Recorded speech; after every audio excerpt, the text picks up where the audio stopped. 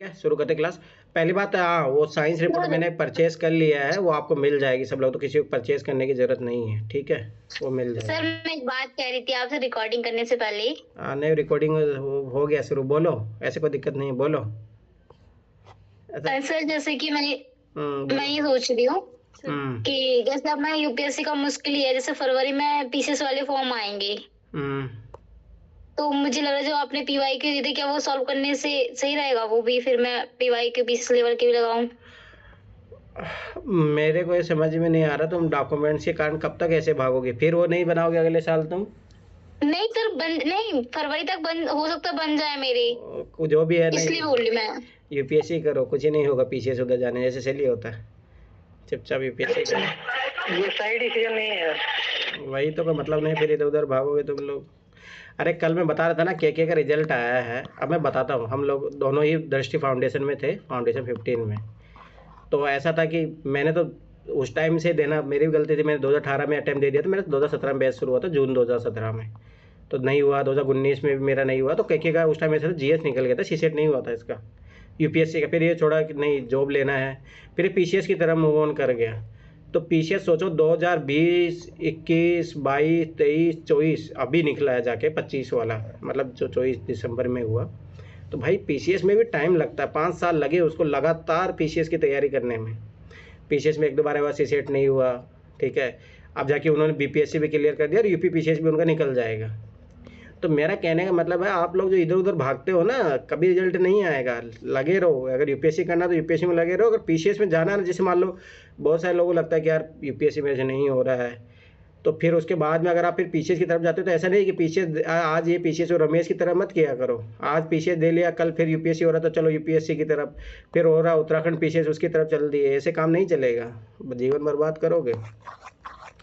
दूसरी बात ये है, मेरा मानना है कि आप लोग अगर मेरे से गाइडेंस ले रहे हो और मैं जैसे बता रहा हूँ कर रहा हूँ, तो मेरे अनुसार तो यूपीएससी की तैयारी छोड़ने की तुम लोगों को ज़रूरत है नहीं। अगर मैं जो बोलता हूँ वो करोगे तो यूपीएससी निकल जाएगा, ये मैं हकीकत बता रहा हूँ, क्योंकि मैंने भाई यूपीएससी की तैयारी नहीं सर, जिसको जिसको है ना लर्न करने की क्षमता ज्यादा हो ना, तो वो पीसीएस कर ले, क्योंकि इतना फैक्चुअल आता है ना, आप कितना लर्न करने बैठोगे। अरे वो कोई मतलब नहीं है ना उन चीज़ों से, लर्न करने लग रहा है, अब भाई याद करने का 6 बीट रहा तो यूपीएससी और जल्दी क्रैक करोगे।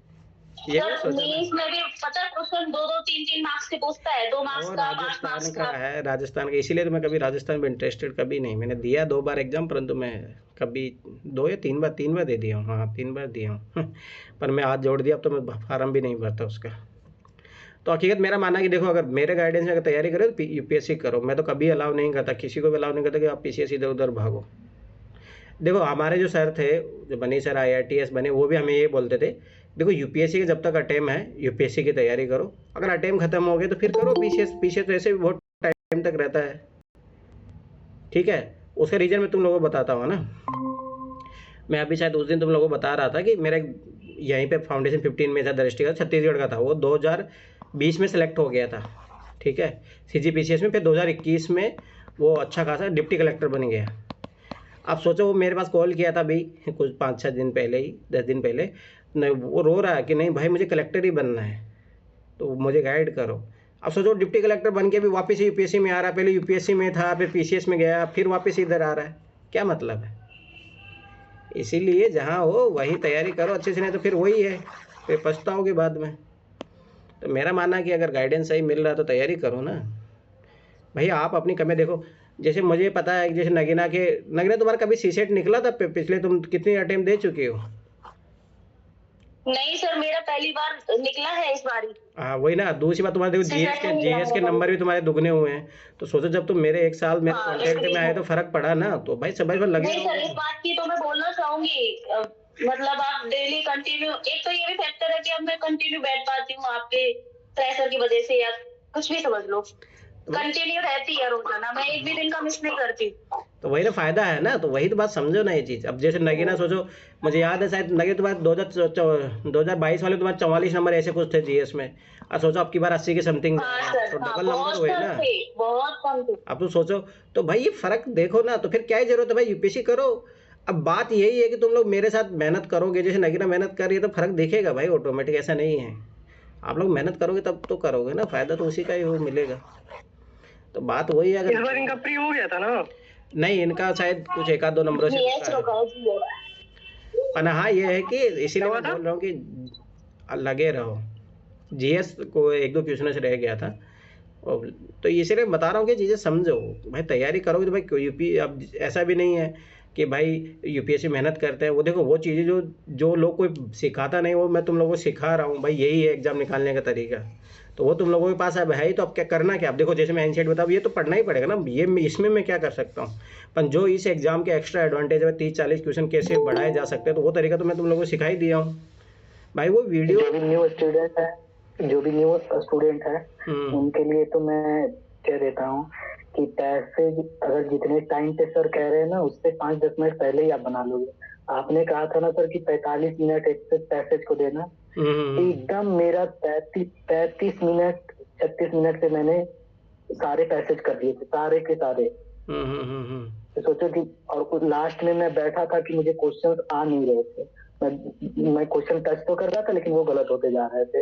ये समस्या हो गई थी मेरे साथ लास्ट में। कोई नहीं, आपकी बात थोड़ा पिछले साल ये भी था कि सीसेट में तुम लोगों को भरोसे छोड़ दिया था, तुम लोग फिर लापरवाही कर गए। चलो कोई ना, क्या मेहनत कर रहे हैं, अब क्या सीसेट नहीं रुकेगा जी। यहाँ तक मुझे पता है, जो रेगुलर क्लासेस करेगा सीसेट किसी हालतों से नहीं रखेगा।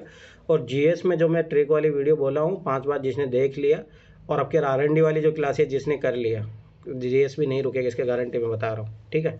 और वो साइंस रिपोर्टर ये सब मैं भेज ही रहा हूँ, डाउन टू अर्थ, ये दोनों अच्छे से पढ़ो। और उसमें है ना, सारी पढ़ने की ज़रूरत है नहीं, ऐसा नहीं तुम लाइन टू लाइन पढ़ने लगो, उसमें मैं इंपॉर्टेंट बताऊंगा, ठीक है। वो इंपॉर्टेंट ही बताऊंगा, कोई मतलब नहीं है। जैसे मैंने डाउन टू अर्थ कल दिसंबर वाली ऐसा जनवरी वाली भेजा हूँ, तो उसमें मानसिक विकारों वाली आई है, काम क्रोध लोभ, इस तो ये क्वेश्चन नहीं बनेगा। पर हाँ, थोड़ा बहुत बस ऐसे हैबिचुअल पढ़ सकते हो क्या रीडिंग के लिए, पर वो पीटी में तुम्हारा कहीं काम नहीं आने वाला। हाँ, मेंस में थोड़ा बहुत काम आ जाएगा, इथिक्स में थोड़ा बहुत, और इंटरव्यू में थोड़ा बहुत काम आ सकता है बस।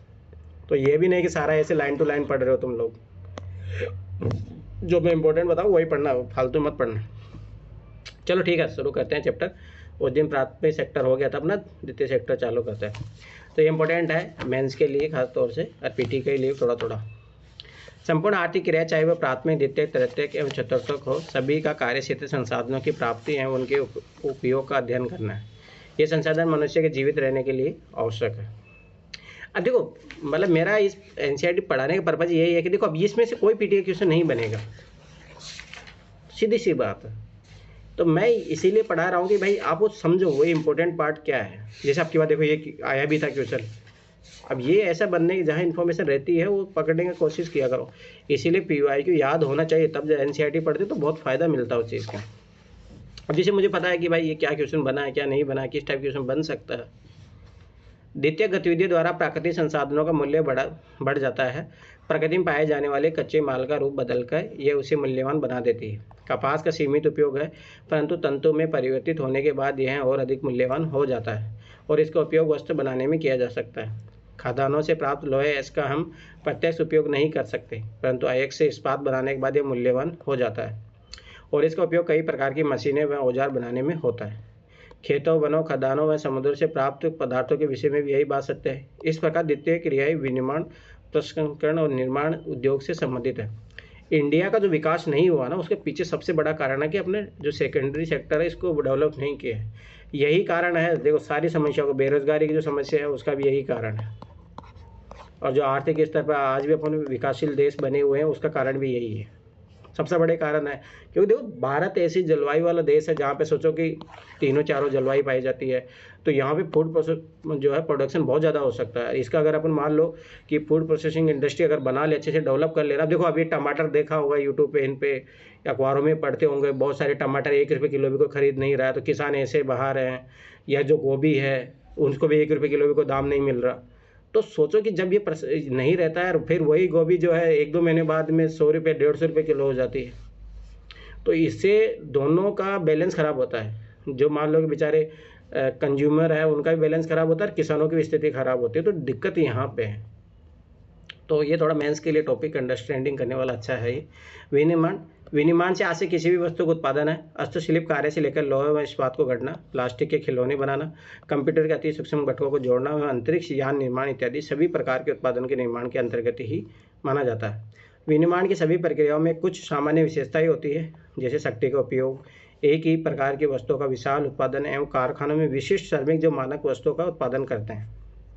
विनिर्माण आधुनिक शक्ति के साधन एवं मशीनरी के द्वारा या पुराने साधनों द्वारा किया जाता है। तृतीय विश्व के अधिकांश देशों में विनिर्माण को अब भी सामुदायिक अर्थों में प्रयोग किया जाता है। इन देशों में सभी विनिर्माताओं को संपूर्ण रूप से चित्रण करना कठिन है। इनमें औद्योगिक क्रियाओं के उन प्रकारों पर अधिक बल दिया जाता है जिसमें उत्पादन के कम जटिल तंत्र को लिया जाता है।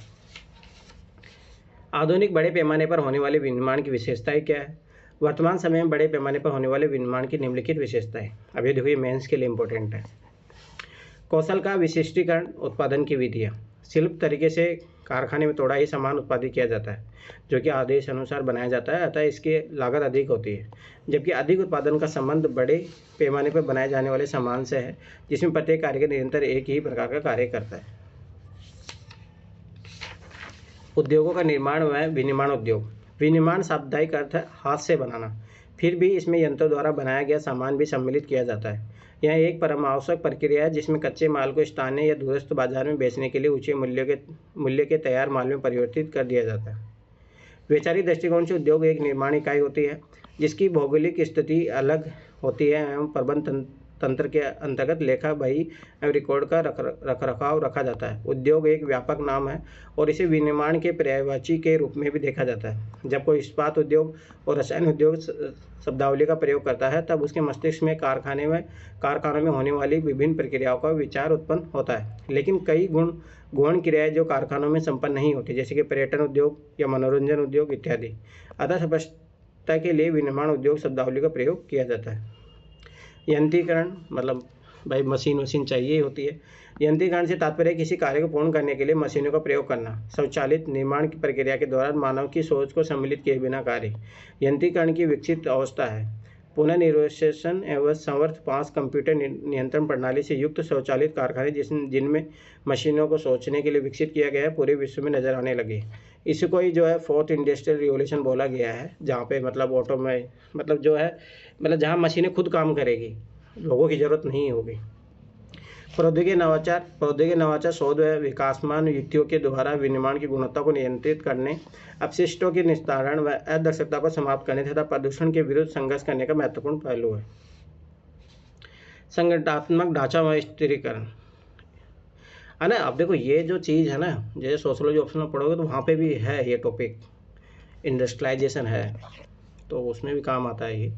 आधुनिक निर्माण की विशेषताएं। एक जटिल और प्रौद्योगिक यंत्र, अत्यधिक विशिष्टीकरण एवं श्रम विभाजन के द्वारा कम प्रयास में अल्प लागत से अधिक माल का उत्पादन करना, अधिक पूंजी, बड़े संगठन एवं प्रशासकीय अधिकारी वर्ग। अनियमित भौगोलिक वितरण। आधुनिक विनिर्माण के मुख्य संकेंद्रण कुछ ही स्थानों में सीमित है। विश्व के कुल स्थलीय भाग के 10% से कम भूभाग पर इनका विस्तार है। यूपीएससी 2019 या 20 में क्वेश्चन आया हुआ है मेंस में। यह देश आर्थिक व राजनीतिक शक्ति के केंद्र बन गए हैं। कुल क्षेत्र को आच्छादित करने की दृष्टि से विनिर्माण स्थल प्रक्रियाओं की अत्यधिक गहनता के कारण बहुत कम स्पष्ट है तथा कृषि की अपेक्षा बहुत छोटे क्षेत्रों में संकेंद्रित है। उदाहरण के तौर पर अमेरिका की मक्का की पेटी के 2.5 वर्ग किलोमीटर क्षेत्र में साधारणतः 4 बड़े फार्म होते हैं जिनमें 10 से 20 श्रमिक कार्य करते हैं, जिनसे 50 से 100 मनुष्यों का भरण पोषण होता है। परंतु इतने ही क्षेत्र में अनेक बृहद समाकलित कारखानों को समाविष्ट किया जा सकता है और हजारों श्रमिकों को रोजगार दिया जा सकता है। अब देखो, यहाँ पे ये वाला वर्ड समझना, यूपीएससी ने 2023 में शायद इस क्वेश्चन से पूछा है। मतलब ये समाकलित का मतलब होता है एडिशन करना, तो ऐसा ही वर्ड दिया था। अगर 2023 का पेपर देखना, उसमें नहीं, शायद 2024 वाला पेपर, एक मिनट 2023 या 24 वाले पेपर में था। और ये वर्ड, रुको एक मिनट, जो 1000 कर्सों को वाला आया था ना, पर 2023 में भी, 23 या 24 दोनों में से ही है।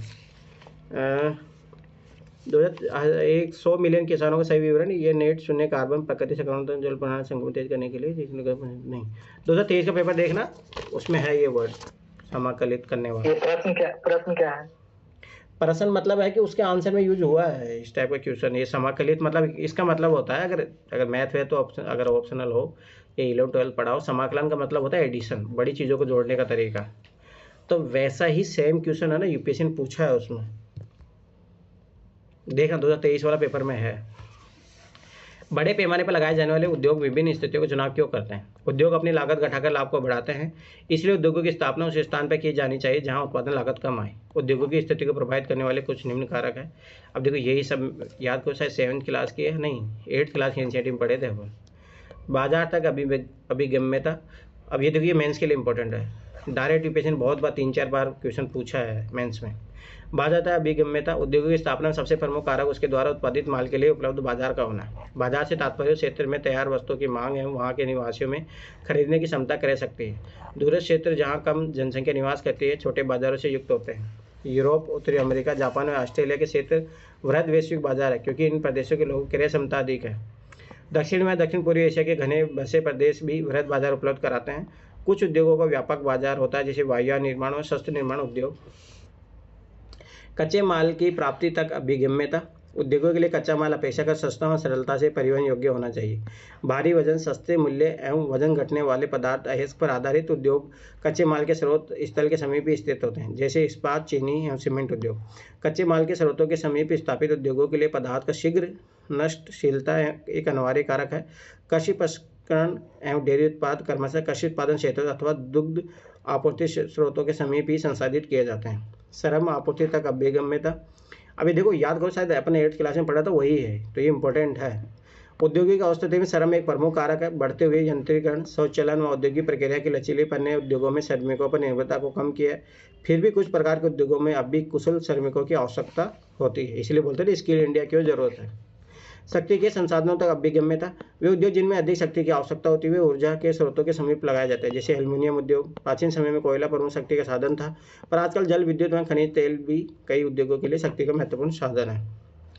परिवहन संचार की सुविधाओं तक अभिगम्यता, कच्चे माल को कारखाने तक लाने के लिए और परिष्कृत सामग्री को बाजार तक पहुंचने के लिए तीव्र और सक्षम परिवहन सुविधाएं औद्योगिक विकास के लिए अति आवश्यक है।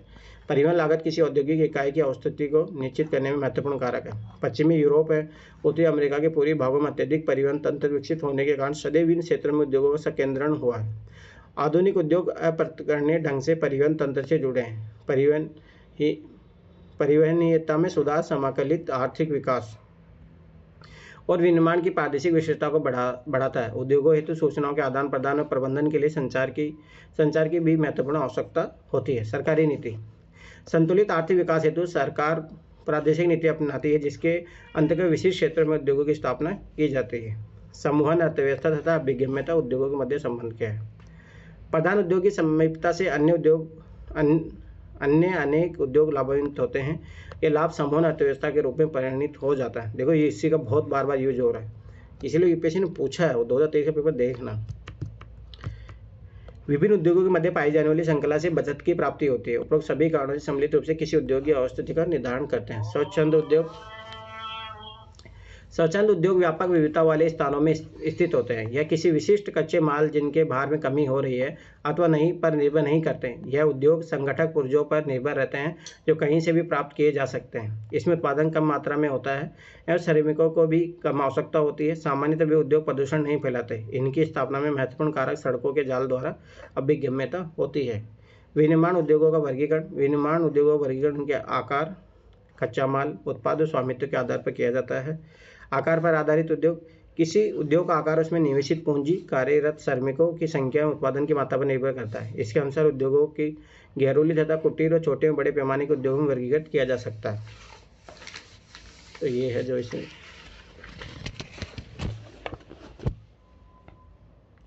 देखो उद्योगों का वर्गीकरण किया गया। आधार क्या है? आकार के आधार पर, तो आकार के आधार पर 3 प्रकार के हैं। कुटीर और घरेलू उद्योग जो कलाकृति से आधारित होते हैं, छोटे पैमाने के उद्योग और बड़े पैमाने के उद्योग।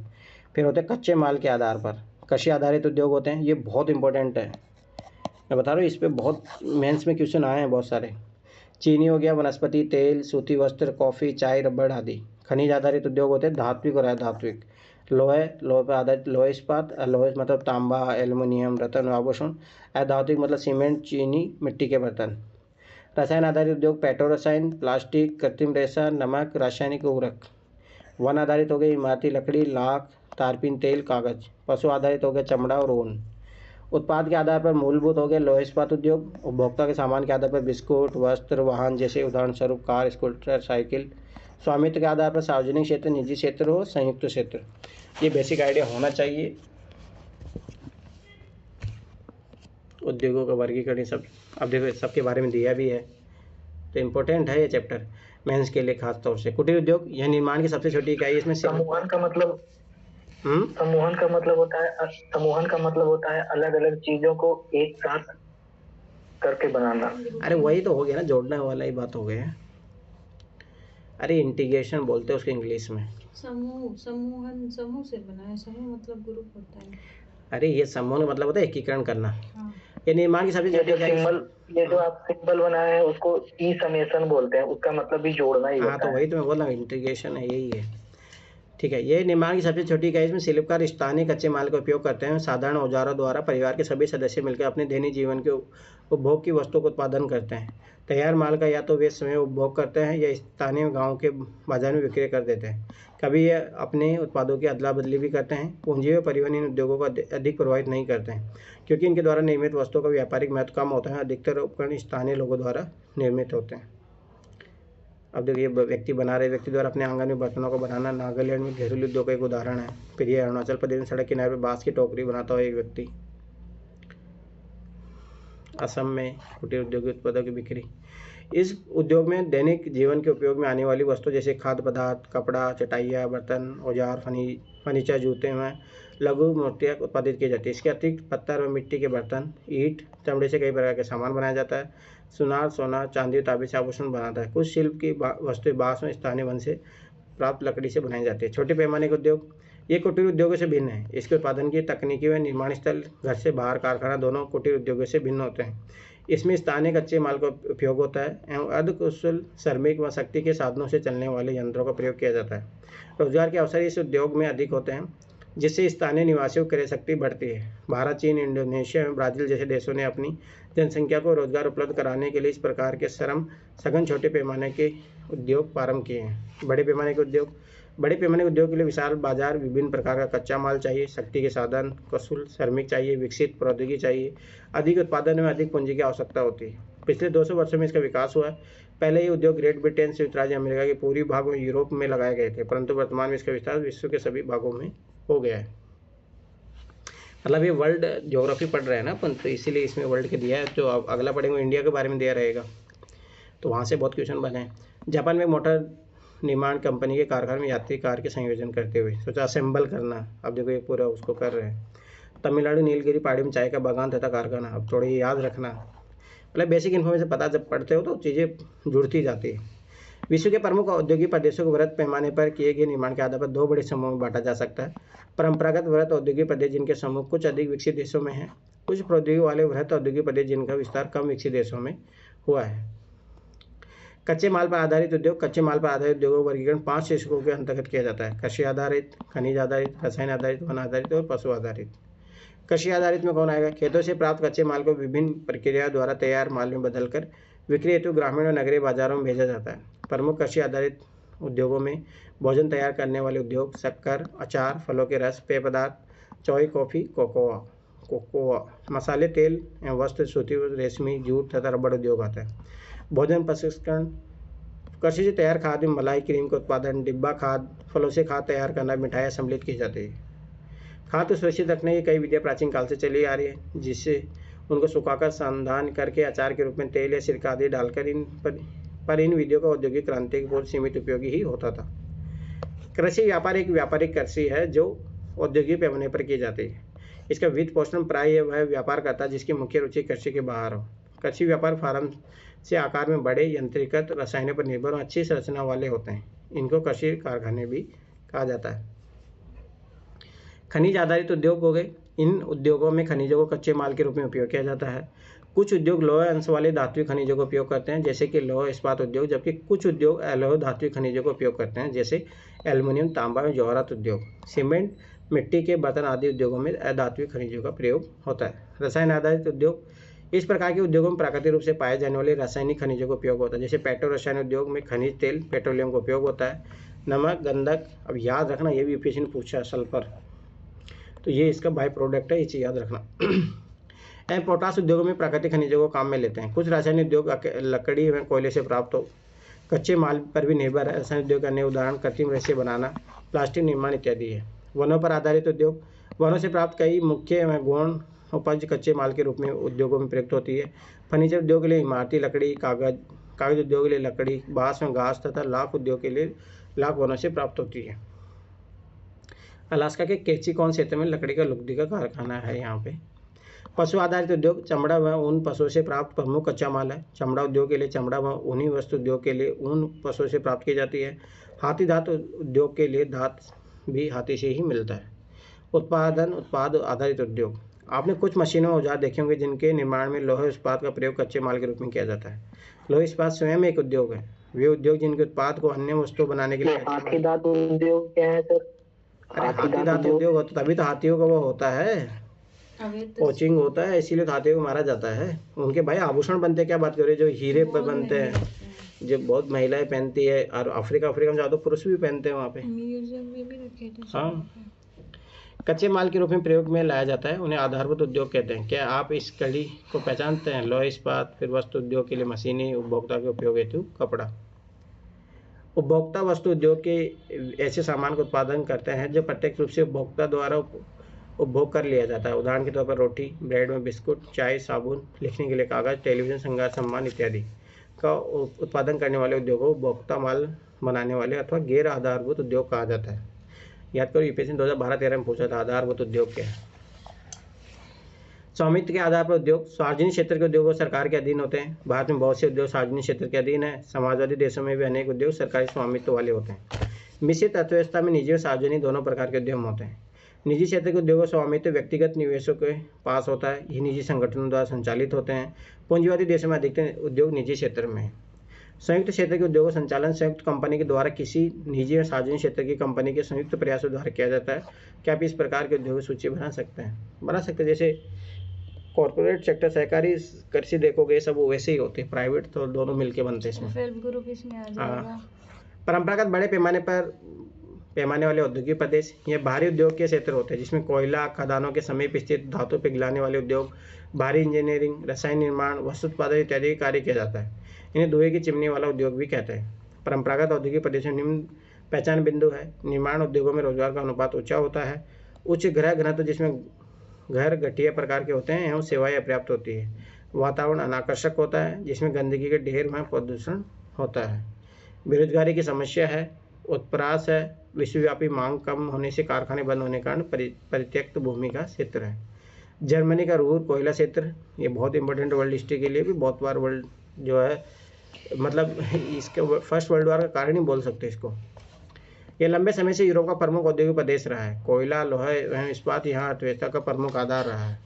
पर कोयले की मांग में कमी आने के कारण उद्योग का संकुचित होने लगा। यह लोहा ऐश के समाप्त होने पर भी जलमार्ग से आयातित ऐश का प्रयोग करके उद्योग कार्यशील रहा है। जर्मनी के इस्पात उत्पादन का 80% रूहर से प्राप्त होता है। औद्योगिक ढांचे में परिवर्तन के कारण कुछ क्षेत्रों के उत्पादन में गिरावट आई है एवं प्रदूषण औद्योगिक अपशिष्ट की समस्या भी होने लगी है। अब रूहर के भविष्य की संपन्नता कोयले व इस्पात के बजाय नए उद्योग जैसे अपोल कार बनाने का विशाल कारखाना, नए रासायनिक संयंत्र, विश्वविद्यालय इत्यादि पर आधारित है। यहाँ खरीदारी के बड़े बड़े बाजार बन गए जिससे एक नया भूदृश्य विकसित हो गया है। ये क्वेश्चन पूछे हैं, सूती कपड़ा, ये सब पूछे हुए मेंस में क्वेश्चन है। आप जाके देखो, पेपर देखोगे तो पता लगेगा। लोह इस्पात उद्योग सभी उद्योगों का आधार है, इसलिए इसे आधारभूत उद्योग भी कहा जाता है। याद करो, मैंने बताया पीटी का क्वेश्चन है 2012-13 का। यह आधारभूत इसलिए है क्योंकि यह अन्य उद्योग जैसे कि मशीन और औजार जो आगे उत्पादों के लिए प्रयोग किए जाते हैं को कच्चा माल प्रदान करता है। इसे भारी उद्योग भी कहते हैं क्योंकि इसमें बड़ी मात्रा में भारी भरकम कच्चा माल उपयोग में लाया जाता है और इसके उत्पाद भी भारी होते हैं। लोहा निकालने के लिए लोहे की झोंक भट्टियों में कार्बन, कोक व चूना पत्थर के साथ प्रगलन किया जाता है। पिघला हुआ लोहा बाहर निकलकर जब ठंडा हो जाता है तो उसे कच्चा लोहा कहते हैं। इसे कच्चे लोहे में मैंगनीज मिलाकर इस्पात बनाया जाता है। ये चीज़ याद रखना थोड़ा। परंपरागत रूप से बड़े इस्पात उद्योगों की स्थिति कच्चे माल के स्रोत के समीप ही रही है, जहां लोहे, ऐश, कोयला, मैंगनीज व चूना पत्थर आसानी से उपलब्ध हो जाता है। या यह स्थान ऐसे स्थान पर भी अवस्थित हो सकता है जहां कच्चा माल आसानी से पहुंचाया जा सके, जैसे पतन के समीप। परंतु छोटे इस्पात कारखाने निर्माण और प्रचालन कम महंगा है कि औषधि के लिए कच्चे माल की अपेक्षा बाजार के समीप होना अधिक महत्वपूर्ण होता है, क्योंकि कच्चे माल के रूप में रद्दी धातु बाजार से उपलब्ध हो जाती है। परंपरागत रूप से अधिकतर इस्पात का उत्पादन विशाल संगठित संयंत्रों द्वारा किया जाता था, पर अब छोटे इस्पात संयुक्त जिनके केवल एक प्रक्रिया इस्पात निर्माण होता है अधिक लगने लगे हैं। अब देखो ना, इसका पूछा अच्छा खासा क्वेश्चन पूछा है, वितरण का इसका ये भी पूछा है, वितरण कहाँ पे है क्या है। देखो एक बार मेंस क्वेश्चन मिलेंगे आप लोगों को, जाके देखोगे तब। यह एक जटिल उद्योग है जिसमें अधिक पूंजी की आवश्यकता होती है तथा उत्तरी अमेरिका, यूरोप और एशिया के विकसित देशों में इसका केंद्रीकरण है। संयुक्त अमेरिका में लोहे इस्पात का उत्पादन करने वाले प्रमुख क्षेत्र है उत्तर अपलेशियन प्रदेश, पिट्सबर्ग, महान झील क्षेत्र, शिकागो, गेरी, ईरी, क्विलैंड, लॉरेन, बफेलो, डुलूथ तथा एटलांटिक तट है। अब देखो ये मेरा मानना है कि जब आए तो मैप में शो करो, ज़्यादा अच्छा रहेगा।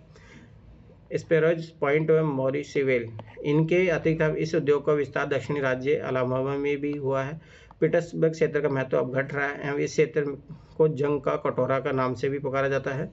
यूरोप में Great Britain, Germany, Belgium, Luxembourg, Netherland व सोवियत रूस इसके मुख्य उत्पादक है। ग्रेट ब्रिटेन में बर्मिंघम में एवं शेफील्ड, जर्मनी में डुइसबर्ग, डॉर्टमुंड, ये देखो अलग ही नाम है जो भी, डुसेल्डोर्फ एवं एसेन, फ्रांस में भी लीक, क्रूसेट में सेंटी एटीनी, सोवियत रूस में मॉस्को, सेंट पीटर्सबर्ग, लिपेस्टक, तुला, यूक्रेन में कबोई, रोग व धनोत्सक प्रमुख उत्पाद इस्पात केंद्र है। एशिया महाद्वीप में जापान में नागासाकी में टोक्यो, योकोहामा, चीन में शंघाई, तिएनजिन में वुहान है, भारत में जमशेदपुर, कुल्टी, बरहानपुर, दुर्गापुरा, राउरकेला, भिलाई, बोकारो, सलेम, विशाखापट्टनम एवं भद्रावती प्रमुख केंद्र है। वो भी सभी केंद्रों को अपने एटलस में देखिए, यही तो काम करना है, मेंस में जाके वही दिखाना होता है। देखना क्वेश्चन बहुत आया है, मैं पहले बता दूं, जाके देखना है, ये सब मेंस में आए हुए हैं। इस उद्योग में सूती कपड़े का निर्माण हथकरघा, बिजली करघा कारखानों में किया जाता है। हथकरघा क्षेत्र में अधिक श्रमिकों की आवश्यकता होती है। कुछ क्वेश्चन सर इसमें ज्योग्राफी में मिलेंगे तो कुछ इकोनॉमी में इसके क्वेश्चन, मतलब नहीं उधर ही है, GS1 में आए हैं ज़्यादा। एवं यह अर्धकुशल श्रमिकों की रोजगार प्रदान करता है। पूंजी की आवश्यकता भी इसमें कम होती है। स्वतंत्रता के आंदोलन में महात्मा गांधी ने खादी के उपयोग पर क्यों बल दिया था? क्यों इसके अंतर्गत सूत की कताई बुनाई का आदि कार्य किया जाता है। बिजली करघों से कपड़ा बनाने में यंत्र का प्रयोग किया जाता है, अतः इसमें श्रमिकों की कम आवश्यकता पड़ती है एवं उत्पादन भी अधिक होता है। कारखानों में कपड़ा बनाने के लिए अधिक पूंजी की आवश्यकता होती है, परंतु इसमें अच्छे प्रकार के कपड़े का बहुत अधिक मात्रा में उत्पादन किया जाता है। सूती वस्त्र के निर्माण के लिए कच्चे माल के रूप में अच्छी किस्म का कपास चाहिए। विश्व के 50% से अधिक कपास का उत्पादन भारत, चीन, संयुक्त राज्य अमेरिका, पाकिस्तान, उज्बेकिस्तान और मिस्र में किया जाता है। ग्रेट ब्रिटेन, उत्तरी पश्चिमी यूरोप के देश में जापान भी आयातित धागे से सूती कपड़े का उत्पादन करते हैं। अकेला यूरोप विश्व का लगभग आधा कपास आयात करता है। वर्तमान में इस उद्योगों को कृत्रिम रेशे से प्रतिस्पर्धा करनी पड़ रही है, जिसके कारण अनेक देशों में इसकी नकारात्मक प्रवृत्ति देखी जा रही है। वैज्ञानिक प्रगति व तकनीकी सुधार से उद्योगों की संरचना में परिवर्तन होता है। उदाहरण के तौर पर द्वितीय विश्व युद्ध से लेकर 70 के दशक तक जर्मनी ने इस उद्योग में काफ़ी प्रगति की, पर अब उसके उत्पादन में कमी आ रही है। यह उद्योग उन कम विकसित देशों में स्थानांतरित हो गया जहां श्रम लागत कम है, इसलिए तो चाइना ने इस चीज़ का फायदा उठाया। उच्च प्रौद्योगिकी उद्योग की संकल्पना निर्माण क्रियाओं में उच्च प्रौद्योगिकी नवीनतम पीढ़ी है। इसमें उन्नत वैज्ञानिक व इंजीनियरिंग उत्पादों का निर्माण गहन शोध विकास के प्रयोग द्वारा किया जाता है। संपूर्ण श्रमिक शक्ति का अधिकार भाग व्यावसायिक सफ़ेद कॉलर श्रमिकों का होता है। ये उच्च दक्ष व विशिष्ट व्यावसायिक श्रमिक वास्तविक उत्पादन नीला कॉलर श्रमिकों से की संख्या में अधिक होते हैं। उच्च प्रौद्योगिकी उद्योग में यंत्र मानव, कंप्यूटर आधारित डिजाइन तथा निर्माण, धातु पिघलाने व शोधन के इलेक्ट्रॉनिक नियंत्रण एवं नए रासायनिक औषधि उत्पादन प्रमुख स्थान रखते हैं। इस भूदृश्य में विशाल भवनों, कारखानों एवं भंडार क्षेत्रों के स्थान पर आधुनिक, नीचे साफ सुथरे बिखरे कार्यालय में प्रयोगशालाएं देखने को मिलती है। इस समय जो भी प्रादेशिक व स्थानीय विकास की योजनाएं बन रही है, उनमें नियोजित व्यवसाय पार्क का निर्माण किया जा रहा है। हाँ, ये बात सही है, टेक्नोलॉजी पार्क बन रहे हैं। वे उच्च प्रौद्योगिकी उद्योग जो प्रादेशिक संकेंद्रित है, आत्मनिर्भर व उच्च विशिष्टता लिए होते हैं, उन्हें प्रौद्योगिकी धूर्व भी कहा जाता है। सैन फ्रांसिस्को के समीप सिलिकॉन घाटी एवं सिएटल के समीप सिलिकॉन वन प्रौद्योगिकी धूर्व के अच्छे उदाहरण हैं। क्या भारत में कुछ प्रौद्योगिकी धूर्व विकसित हो रहे हैं? विश्व अर्थव्यवस्था में निर्माण उद्योग का बड़ा योगदान है। लोहे इस्पात, वस्त्र, मोटर गाड़ी निर्माण, पेट्रो रसायन व इलेक्ट्रॉनिक विश्व के प्रमुख निर्माण उद्योग है। तो ये जो चैप्टर है फुल्ली जो है मेंस के लिए बहुत इंपॉर्टेंट है। यहाँ से क्वेश्चन आए हुए 2 से 3 क्वेश्चन मिलेंगे आपको मेंस में जाके देखोगे तो। तथ्य को चतुर्थ क्रियाकलाप, इससे पीटी में क्वेश्चन आया हुआ है 2019 में, देखना पेपर उसमें मिलेगा आपको इसको। जब आप बीमार पड़ते हैं तो आप किसी डॉक्टर को बुलाते हैं अथवा आप पारिवारिक डॉक्टर के पास जाते हैं। कभी कभी आपके माता पिता उपचार के लिए आपको अस्पताल ले जाते हैं। विद्यालय में आपको अध्यापक पढ़ाते हैं। किसी भी विवाद की स्थिति में कानूनी राय वकील से ली जाती है। इस प्रकार अनेक व्यवसायी होते हैं जो फीस के भुगतान होने पर अपनी सेवाएं प्रदान करते हैं। अतः सभी प्रकार की सेवाएं विशिष्ट कलाएं होती है जो भुगतान के बदले प्राप्त होती हैं। स्वास्थ्य, शिक्षा, विधि, प्रशासन और मनोरंजन इत्यादि का व्यवसायिक कुशलता की आवश्यकता है। अब देखो, जैसे मैं जो पढ़ा रहा हूँ ये भी एक तरीके से थर्ड सेक्टर में ही आएगा, इसे याद रखना। इन सेवाओं को अन्य सैद्धांतिक ज्ञान और क्रियात्मक परीक्षण की आवश्यकता होती है और अभ्यास इन्हें पूर्ण व्यावसायिक बनाता है। प्रत्येक क्रियाकलाप सेवा सेक्टर से संबंधित है। जनशक्ति सेवा सेक्टर का एक महत्वपूर्ण कारक है क्योंकि अधिकांश प्रत्येक क्रियाकलापों का निष्पादन कुशल श्रमिक, व्यावसायिक दृष्टि से प्रशिक्षित विशेषज्ञ और परामर्शदाताओं द्वारा होता है। आर्थिक विकास की आरंभिक अवस्था में लोगों का एक बड़ा अनुपात प्राथमिक सेक्टर में कार्य करता था। एक विकसित अर्थव्यवस्था में बहुसंख्यक श्रमिक प्रत्येक क्रियाकलापों में रोजगार पाते हैं और अपेक्षाकृत कम संख्या में द्वितीय सेक्टर में कार्यरत होते हैं। मतलब देखो, कभी भी एक चीज़ आ रही है, जैसे विकासशील देश है तो विकासशील देश में क्या होगा, एग्रीकल्चर में ज़्यादा लगे होंगे और मैन्युफैक्चर में उससे कम लगे होंगे, सर्विस सेक्टर में उससे कम लगे होंगे। तो विकसित देश होते तो उनमें उल्टा होता है, प्राइमरी सेक्टर में कम लगेंगे, सेकेंडरी में और कम, सबसे ज़्यादा सर्विस सेक्टर में रहते हैं। तो ये चीज़ याद रखना। प्रत्येक क्रियाकलापों में उत्पादन और विनिमय दोनों सम्मिलित होते हैं। उत्पादन में सेवा की उपलब्धता शामिल होती है जिनका उपयोग किया जाता है। उत्पादन को परोक्ष रूप से पारस्परिक और वेतन के रूप में मापा जाता है। विनिमय के अंतर्गत व्यापार, परिवहन और संचार सुविधाएं सम्मिलित होती हैं जिनका उपयोग दूरी का निष्प्रभाव करने के लिए किया जाता है। इसलिए प्रत्येक क्रियाकलापों में मूर्त वस्तुओं के उत्पादन के बजाय सेवाओं की व्यावसायिक उत्पादन सम्मिलित होता है। वे भौतिक कच्चे माल के प्रकरण में प्रत्यक्ष रूप से सम्मिलित नहीं होते हैं। एक नलसाज, बिजली मिस्त्री, टेक्नीशियन, धोबी, नाई, दुकानदार, चालक, कोषपाल, अध्यापक, डॉक्टर, वकील और प्रकाशक इत्यादि का काम इनका सामान्य उदाहरण है। द्वितीयक और तृतीय क्रियाकलापों में मुख्य अंतर यह है कि सेवाओं द्वारा उपलब्धता विशिष्ट उत्पादन तकनीकी, मशीनरी, फैक्ट्री प्रक्रियाओं की अपेक्षा कर्मियों की विशिष्टिगत कुशलताओं, अनुभव और ज्ञान पर अत्यधिक निर्भर करती है। इसलिए तो बोला जाता है कि नॉलेज इकोनॉमी को बढ़ावा क्यों देना जरूरी है, क्योंकि जब तक आप उसका बढ़ावा नहीं देखो ना तो आप ये थर्ड सेक्टर को नहीं बढ़ा सकते।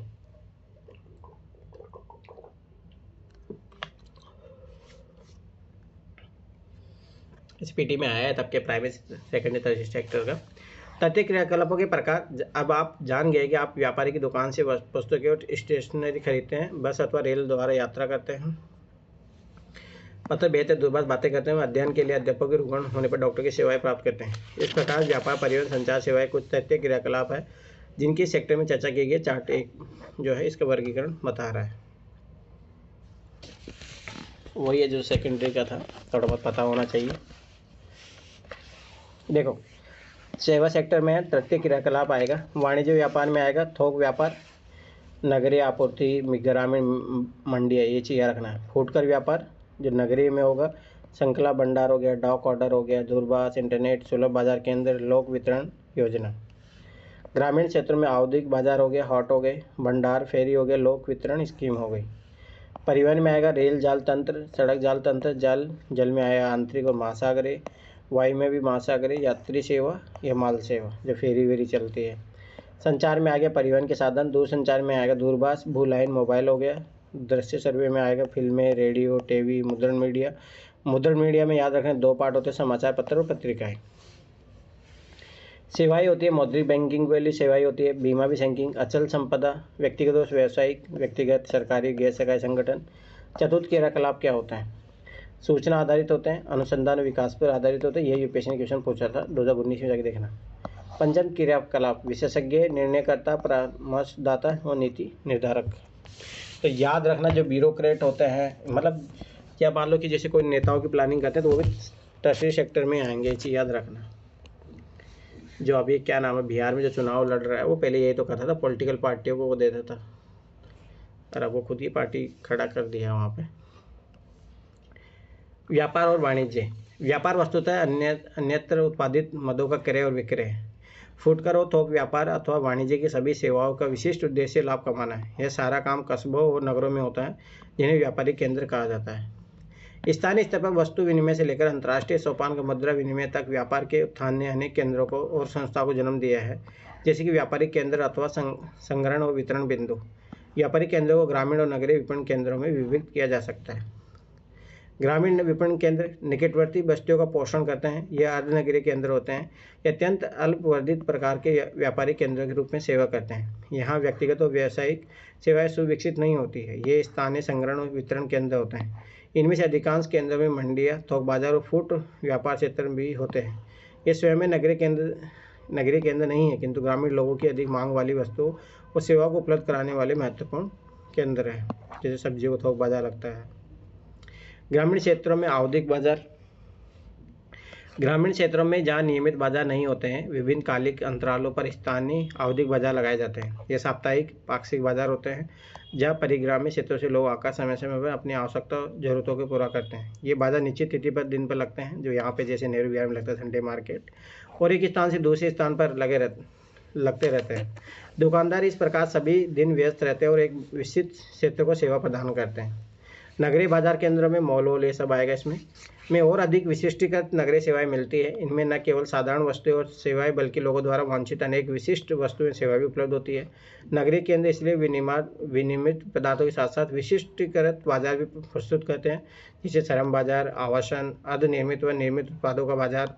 इनमें शैक्षिक संस्थाओं व व्यवसायिकों की सेवाएं जैसे अध्यापक, वकील, परामर्शदाता, चिकित्सक, दांतों का डॉक्टर और पशु चिकित्सक और आदि उपलब्ध होते हैं। फुटकर व्यापार थोड़ा ये चीज़ याद रखना वह व्यापारिक क्रियाकलाप है जो उपभोक्ताओं को वस्तुओं के प्रत्यक्ष विक्रय से संबंधित है। अधिकांश फुटकर व्यापार केवल विक्रय से निहित प्रतिष्ठानों और भंडारों में संपन्न होता है। फेरी, रेहड़ी वाले हो गए, ट्रक, द्वार से द्वार, डाक आदेश, दूरभाष, स्वचालित बिक्री मशीनें तथा इंटरनेट फुटकर बिक्री के भंडार रहित उदाहरण है। भंडारों पर और सामग्री, फुटकर व्यापार में वृहत स्तर पर सबसे पहले नवाचार लाने वाले उपभोक्ता सहकारी समुदाय थे। विभागीय भंडार जैसे वस्तुओं की खरीद और भंडारों के लिए विभिन्न अनुभागों में बिक्री के संरक्षण के लिए विभागीय प्रमुखों को उत्तरदायित्व प्राधिकार सौंप देते हैं। श्रृंखला भंडार अत्यधिक मितव्ययता से व्यापारिक माल खरीद पाते हैं, यहाँ तक कि अपने विनिर्देश पर सीधे वस्तुओं का निर्माण करा लेते हैं। वे अनेक कार्य में अत्यधिक कुशल व विशेषज्ञ नियुक्त कर लेते हैं। उनके पास एक भंडार के अनुभव के परिणामों को अनेक भंडारों में लागू करने की योग्यता भी होती है। ये भी अच्छा खासा मार्केट है। थोक व्यापार का गठन अनेक बिचौलिए सौदागरों और पूर्ति घरों द्वारा होता है, न कि फुटकर भंडारों द्वारा। श्रृंखला भंडारों सहित कुछ बड़े भंडार विनिर्माताओं से सीधे खरीद करते हैं, फिर भी बहुसंख्यक फुटकर भंडार बिचौलिए स्रोत से पूर्ति लेते हैं। थोक विक्रेता प्राय फुटकर भंडारों को उधार देते हैं, यहाँ तक कि अपनी फुटकर विक्रेता अधिकतर थोक विक्रेता की पूंजी पर ही अपने कार्य का संचालन करते हैं। परिवहन, इसलिए ट्रांसपोर्ट जो सिस्टम बोला जाता है आजकल, ये भी अच्छा खासा बिजनेस बन गया, तो ये भी सर्विस सेक्टर में आता है। जैसे मान लो यहाँ से आपको किताबें भेजना हो कोरियर के थ्रू, यहाँ से सामान भेजना हो, ये सब। परिवहन एक ऐसी सेवा अथवा सुविधा है जिसमें व्यक्तियों और विनिर्मित माल तथा संपत्ति के भौतिक रूप से एक स्थान से दूसरे स्थान पर ले जाया जाता है। यह मनुष्य की गतिशीलता की मूलभूत आवश्यकताओं को पूरा करने हेतु निर्मित एक संगठित उद्योग है। आधुनिक समाज वस्तुओं के उत्पादन, वितरण और उपभोग में सहायता देने के लिए तीव्र और सक्षम परिवहन व्यवस्था चाहते हैं। इस जटिल व्यवस्था की प्रत्येक अवस्था में परिवहन द्वारा पदार्थों का मूल्य अत्यधिक बढ़ जाता है। परिवहन दूरी को किलोमीटर दूरी अथवा मार्ग लंबाई की वास्तविक दूरी को समय दूरी अथवा एक मार्ग पर यात्रा करने में लगने वाले समय और लागत दूरी अथवा मार्ग पर यात्रा के खर्च के रूप में मापा जा सकता है। परिवहन के साधन के चयन में समय अथवा लागत के संदर्भ में निर्णायक कारक है। मानचित्र में समान समय में पहुंचने वाले स्थानों को मिलाने वाली समकाल रेखाएं खिंचाई जाती है। जाल तंत्र पहुंच, जैसे ही परिवहन व्यवस्था विकसित होती है, विभिन्न स्थानों आपस में जुड़कर जाल तंत्र की रचना करते हैं। जाल तंत्र तथा योजक से मिलकर बनते हैं। दो अथवा अधिक मार्गों का संधि स्थल, एक उद्गम बिंदु, एक गंतव्य बिंदु अथवा मार्ग के सहारे कोई बड़ा कस्बा नोड होता है। प्रत्येक सड़क जो दो नोडों को जोड़ती है योजक कहलाती है। एक विकसित जाल तंत्र में अनेक योजक होते हैं, जिसका अर्थ है स्थान सुसंबद्ध है। परिवहन को प्रभावित करने वाले कारक, परिवहन की मांग जनसंख्या के आकार से प्रभावित होती है। जनसंख्या आकार जितना बड़ा होगा, परिवहन की मांग उतनी ही अधिक होगी। नगरों, कस्बों, गांवों, औद्योगिक केंद्रों, कच्चे माल, उनके मध्य व्यापार के प्रारूप, उनके मध्य भूदृश्य की प्रकृति, जलवायु के प्रकार, मार्ग की लंबाई पर आने वाले व्यवधानों को दूर करने के लिए उपलब्ध निधियों मुद्दा पर मार्ग निर्भर करते हैं। संचार सेवा में शब्दों, संदेशों, तथ्यों और विचारों का प्रेषण सम्मिलित है। लेखन के आविष्कार ने संदेशों को संरक्षित किया और संचार की परिवहन के साधनों पर निर्भर करने में सहायता की है। ये वास्तव में हाथ, पशु, नाव, सड़क, रेल, वायु द्वारा परिवर्तित होते हैं। यही कारण है कि परिवहन के सभी रूपों को संचार पथ कहा जाता है। जहाँ परिवहन जाल तंत्र सूक्ष्म होता है, वहीं संचार का फैलाव सरल होता है। मोबाइल, दूरभाष और उपग्रह जैसे कुछ विकासों ने संचार को परिवहन से मुक्त कर दिया है। पुराने तंत्रों के सस्ता होने के कारण संचार के सभी रूपों का साहचर्य पूर्ण रूप से समाप्त नहीं हुआ। अतः पूरे विश्व में अभी भी विशाल मात्रा में डाक का निपटारण डाकघरों द्वारा हो रहा है। कुछ सेवाओं की चर्चा नीचे दी गई है। दूरसंचार का प्रयोग विद्युतीय प्रौद्योगिकी विकास से जुड़ा है। संदेशों के भेजे जाने की गति के कारण इसने संचार में क्रांति ला दी है। समय सप्ताहों में मिनटों में घट गया है और मोबाइल दूरभाष जैसी नতুन उन्नति ने किसी भी समय कहीं से भी संचार का प्रत्यक्ष और तत्काल बना दिया है। तार प्रेषण, मॉर्स कोड और टेलेक्स अब लगभग भूतकाल की वस्तुएं बन गई है। सोचो, ये अपन तो जानते भी नहीं है। रेडियो दूरदर्शन भी समाचारों, चित्रों, दूरभाष कालों पूरे विश्व में विस्तृत श्रोताओं का प्रसारण करते हैं और इसलिए इन्हें जनसंचार माध्यम कहा जाता है। वे विज्ञापन में मनोरंजन के लिए महत्वपूर्ण है। समाचार पत्र विश्व के सभी कोनों से घटनाओं का प्रसारण करने में सक्षम होते हैं। उपग्रह संचार पृथ्वी और अंतरिक्ष से सूचना का प्रसारण करता है। इंटरनेट ने वैश्विक संचार तंत्र में वास्तव में क्रांति ला दी है। सेवाएं विभिन्न स्तरों पर पाई जाती है। कुछ सेवाएं उद्योगों को चलाती है, कुछ लोगों की और कुछ उद्योगों और लोगों दोनों को। उदाहरणतः परिवहन तंत्र है। निम्न स्तरीय सेवाएं जैसे पंसारी की दुकानें, धोबी घाट। उच्च स्तरीय सेवाएं अथवा लेखाकार, परामर्शदाता और काई चिकित्सक जैसी अधिक विशिष्टीकृत सेवाओं की अपेक्षा अधिक सामान्य और विस्तृत है। सेवाएं भुगतान कर सकने वाली व्यक्तिगत उपभोक्ताओं को उपलब्ध होती है। माली, धोबी और नाई मुख्य रूप से शारीरिक श्रम करते हैं। अध्यापक, वकील, चिकित्सक, संगीतकार और अन्य मानसिक श्रम करते हैं। तो ये भी थोड़ा बहुत पता होना चाहिए अपन क्या कर रहे हैं। अनेक सेवाएं अब नियमित हो गई है। महामार्गों व सेतुओं का निर्माण और अनुरक्षण, अग्निशमन विभागों का अनुरक्षण और शिक्षा की आपूर्ति अथवा पर्यवेक्षण और ग्राहक सेवा महत्वपूर्ण सेवाओं में से है, जिनका पर्यवेक्षण अथवा निष्पादन प्राय सरकारों अथवा कंपनियों द्वारा किया जाता है। राज्य और संघ विधान ने परिवहन, दूरसंचार, ऊर्जा और जलापूर्ति जैसी सेवाओं के विपणन के पर्यवेक्षण और नियंत्रण के लिए निगमों की स्थापना की है। स्वास्थ्य की देखभाल, अभियांत्रिकी, विधि और प्रबंधन, व्यावसायिक सेवाएं, मनोरंजनात्मक और प्रमोद सेवा की स्थिति बाजार पर निर्भर करती है। मल्टीप्लेक्स और रेस्तराओं की स्थिति केंद्रीय व्यापार क्षेत्र के अंदर अथवा निकट हो सकती है, जबकि गोल्फ कोर्स ऐसे स्थान पर बनाया गया जहाँ भूमि की लागत CBD की अपेक्षा कम होगी। केंद्रीय व्यापार क्षेत्र।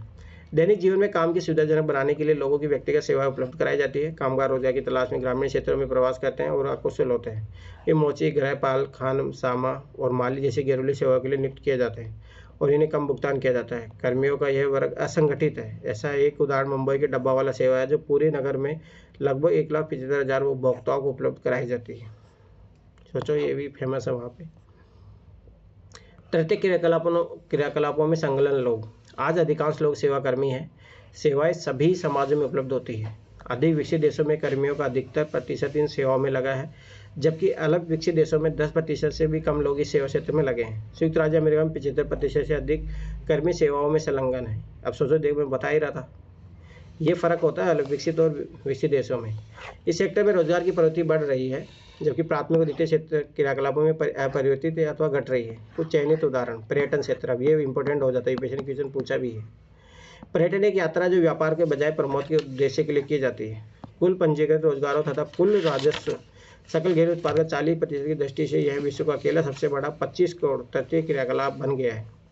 इनके अतिरिक्त पर्यटकों के आवास, भोजन, परिवहन, मनोरंजन तथा विशेष दुकान जैसी सेवा उपलब्ध कराने के लिए अनेक स्थानीय व्यक्तियों को नियुक्त किया गया जाता है। पर्यटन अवसंरचना उद्योग फुटकर व्यापार अथवा शिल्प उद्योगों का पोषित करता है। कुछ प्रदेशों में पर्यटन ऋतुनिष्ठ होता है, क्योंकि अवकाश की अवधि अनुकूल मौसमी दशाओं पर निर्भर करती है, किंतु कई प्रदेश वर्ष पर्यंत पर्यटकों को आकर्षित करते हैं।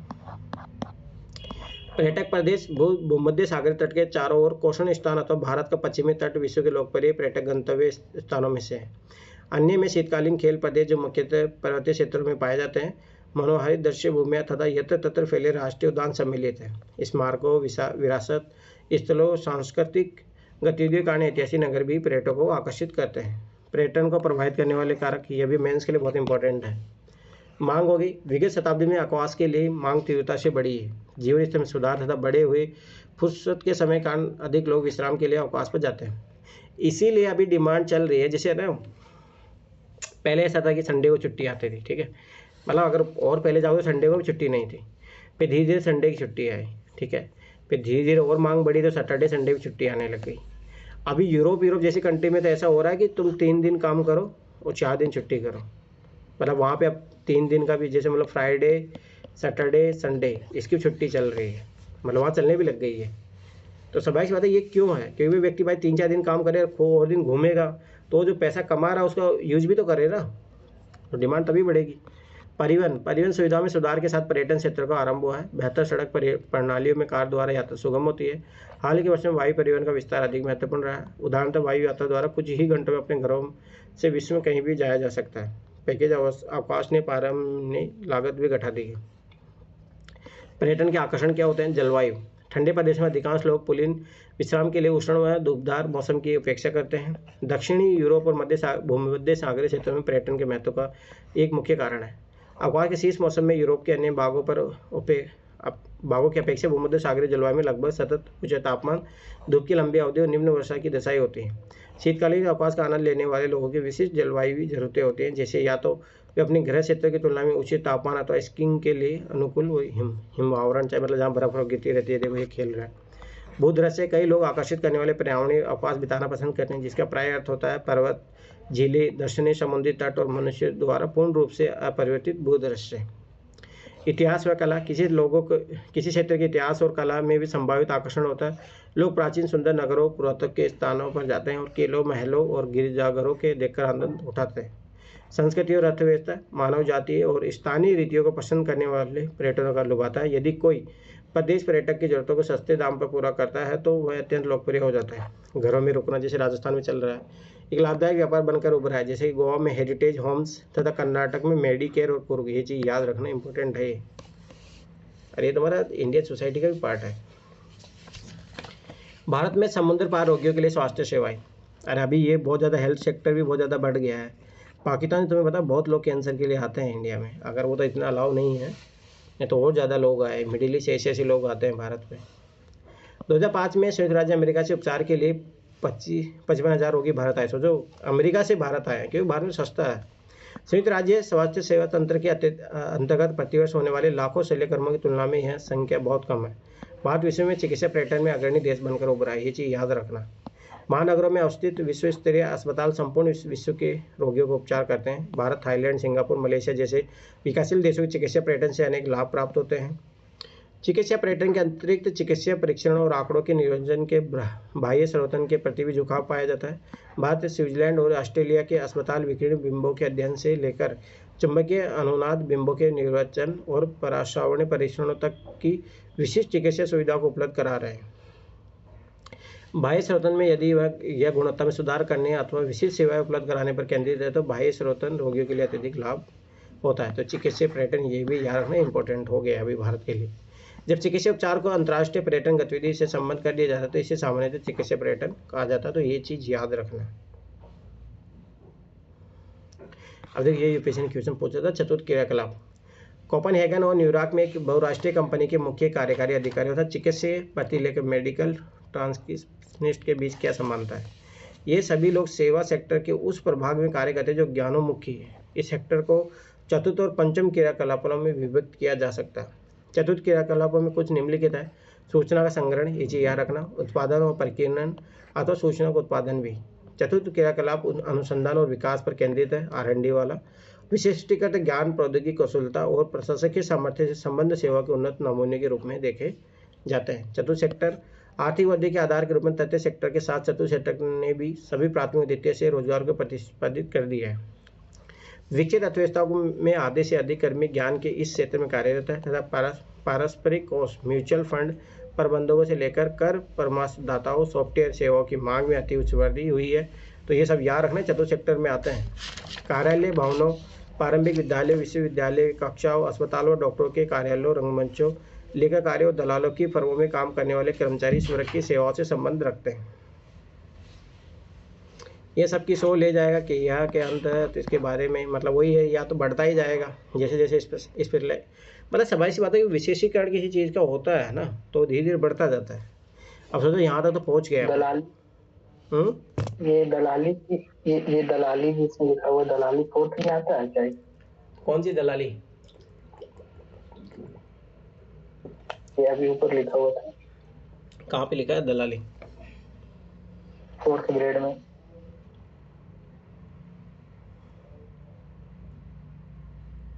कहाँ लिखा है इसमें बताओ?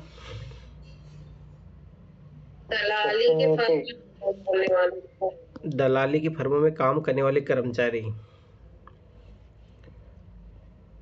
हो सकता है।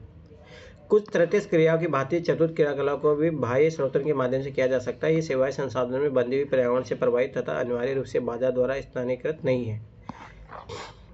मतलब अभी भी इतना मतलब वर्गीकरण को सही अब 5वां भी हो गया है, परंतु इसमें भी देखोगे तो आपको लगेगा कि सब वैसा ही है।